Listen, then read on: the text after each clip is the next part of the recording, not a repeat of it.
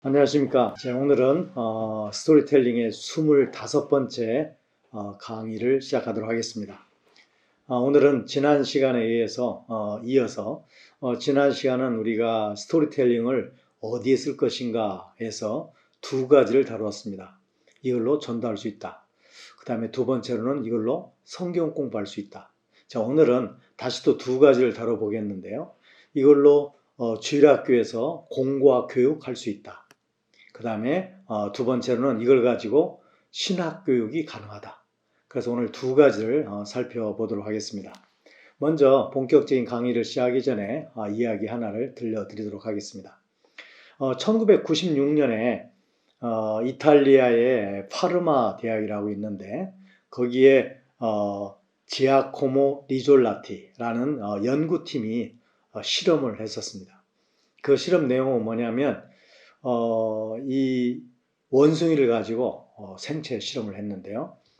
이 원숭이의 각 신체의 어느 부위와 대뇌 피질의 어느 부분이 직결되어 있는지, 그래서 어느 신체 부분 움직이면 대뇌 피질은 어느 부분이 가장 강하게 반응을 보이는지를 실험을 했습니다.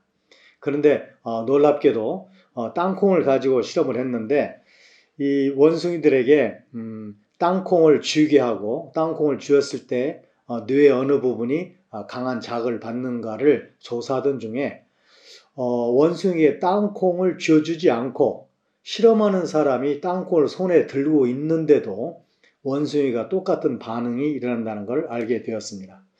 특별히 실험 결과 원숭이들이 땅콩을 까는 소리만 들어도 이 뉴런이 활성화되는 것을 보게 되었습니다. 그래서 그 사람들은 그 뉴런을 거울신경이라고 미러 뉴런이라고 이름을 붙였습니다. 마치 한 동물이 다른 동물을 보기만 해도 듣기만 해도 소리를 듣기만 해도 거울처럼 반응한다 해서 거울신경이라는 말이 붙여지게 되었습니다. 사실 우리가 책을 읽으면서 갖가지 상상을 하게 되고 어떤 감정을 느끼게 되고 그 다음에 우리가 경기장에 가서 경기를 보면서 또는 드라마를 보면서 우리가 감정을 느끼는 이유가 바로 이 거울신경 때문이라는 것이죠. 사실 이 거울신경은 우리가 이야기가 무엇이냐, 이야기가 우리에게 어떤 역할을 하느냐를 이해하는 데 있어서 아주 중요한 단서라고 우리가 생각할 수 있습니다. 성경 공부는 하나님의 말씀이고 또 특별히 성경 이야기는 우리에게 그러한 실제 우리가 체험을 하지 않지만 간접적으로 체험하게 만드는 중요한 것이 바로 거울신경을 알 수 있습니다. 오늘 우리가 이제 주일학교 공과교육에서 어떻게 이 스토리텔링 방식을 사용할 수 있는지를 살펴보도록 하겠습니다. 사실 오늘 이걸 하게 하면서 이 주일학교 공과교육은 어쩌면 지난 시간에 공부한 성경 공부 교육과도 크게 다르지 않죠. 약간의 차이가 있다면 정규적으로 만나서 학교처럼 열린다는 점이 차이가 있을 것입니다. 항상 대상이 똑같고 같은 선생님이 같은 학생들에게 체계적으로 뭔가를 가르칠 수 있다는 것이죠. 그래서 사실 이야기의 기본적인 특징을 보자면 이야기에는 배경이라는 게 있고 그 다음에 등장인물이 있게 되고 그 다음에 이야기는 흐름, 구성을 갖게 되고 또 이야기에는 수사법을 사용하게 되는데 이런 것들을 감안해 본다면 성경 이야기를 하나의 사건의 이야기로 우리가 받을 수 있을 것입니다. 성경 이야기는 모든 것을 그래서 하나님의 관점에서 볼 수 있도록 만들어 줍니다. 왜냐하면 성경은 성령의 감동으로 된 것이고 또한 성경은 40여 명의 성령의 감동을 받은 사람들이 기록을 했기 때문에 사실 이건 성령 관점에서 봐야 되는 거고 하나님 관점에서 봐야 되는데 성경 이야기를 읽게 되면 또 듣게 되면 바로 그런 하나님 관점에서 사건을 볼 수 있게 된다는 것이죠. 그 다음에 두 번째로는 성경 이야기는 학습자들로 하여금 어떤 실제에 대해서 이해한다기보다는 아예 실제에 참여하게 만드는 것입니다. 그래서 우리가 성경 이야기를 듣게 되면 이야기 속으로 들어가게 되고 어떤 이야기로부터 개념을 얻는다는 그 이전에 우리는 그 성경의 사건에 간접적으로 참여하게 된다는 걸 알 수 있습니다. 그래서 이제 성경 공부를, 특별히 주일학교 성경 공부를 스토리텔링 방식으로 하게 되면 몇 가지 유익과 특징이 있는데, 첫 번째로는 이 배우는 사람들이 기본 성경 지식이 수준이 어디에 있냐에 따라서 좌우되지 않고 누구나 대등하게 그날 사건과 그날 이야기를 배울 수 있다는 것입니다. 두 번째로는 이 배우는 사람들이 신학적으로 굉장히 안전한 가운데 성경을 배울 수 있습니다. 사실 이 논리적인 성경 공부가 잘못된 건 아니지만, 논리적인 성경 공부의 위험성은 이 성경을 가르치는 사람이 그걸 가지고 얼마든지 자기의 논리를 펼칠 수가 있습니다. 그래서 사실 이단들도 성경을 가지고 자기의 논리를 펼치는, 잘못된 성경적 사상을 펼치는 그런 예라고 볼 수 있는데, 성경 공부를 스토리텔링 방식으로 이야기를 통해서 하게 되면 그런 신학적인 위험이 전혀 없이 그 이야기 하나하나에 하나님의 말씀을 공부를 할 수 있는 그런 장점이 있습니다. 그런가 하면 이 배우는 사람들이 성경 이야기를 통해서 이야기 속에 들어가서 삶으로 살아내야 된다는 그런 연결된 이야기로 성경 공부를 하게 됩니다. 그런가 하면 이 성경 이야기를 통해서 공부하게 되면 이야기가 갖는 특징 때문에 호기심, 또 의구심, 또 경이로움, 이런 것들을 얻어낼 수 있고, 이 배우는 사람들이 배운다는 긴장보다는 그런 긴장이나 무장을 다 풀고 상상력을 사용해서 편하게 성경 이야기 속에 빠져들 수 있다는 것입니다. 그런 점에서 우리의 주일학교의 성경 공부를 우리가 이런 방식으로 하면 어떻겠는가 하는 생각을 우리가 하게 되죠.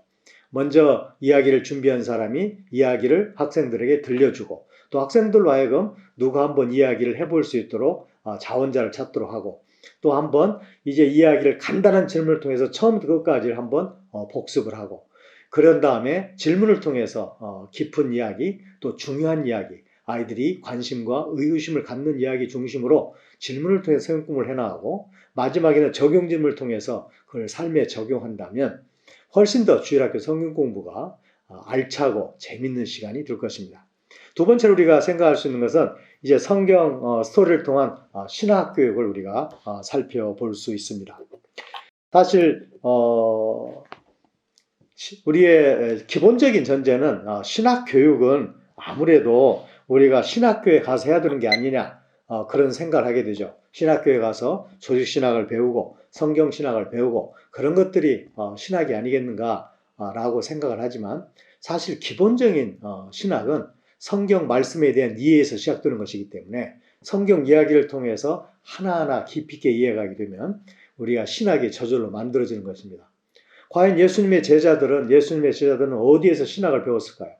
예수님의 비유, 예수님의 이야기, 구약 성경 이야기를 통해서 그들이 신학이 만들어진 것이죠. 이야기 하나하나에는 잘 갖춰진, 잘 짜여진 그런 지식들이 들어가 있습니다. 그래서 우리가 영어로 보통 packaged knowledge라는 말을 쓰는데, 아주 패킹이 잘 되어 있는 지식들이 들어있는 게 바로 이야기입니다. 그래서 이야기 하나씩을 배워가게 되면 그 이야기도 서로 연결되게 되고, 같은 주제별로, 같은 논리별로 체계적으로 만들어지는 걸 가리켜서 우리는 신학이라고 말할 수 있습니다. 그래서 우리가 성경 스토리를 어떻게 신학 공부를 할 수 있는지, 특별히 신학교육이 그렇게 이루어졌을 경우에 어떤 특징이 있는지를 살펴보도록 하겠습니다. 우리가 먼저 그걸 알려면 구전적 교육을 받는 사람들의 구전교육 특징을 알아야 되는데, 구전적 교육의 특징은 이런 것입니다. 첫째로 관계적이고 사람 중심입니다. 그러니까 어떤 추상적인 내용을 가지고, 논리적인 내용을 가지고 얘기한다기보다는 어떤 관계에서, 또 일어난 사건에서 사람 중심, 등장인물 중심으로 교육을 받게 됩니다.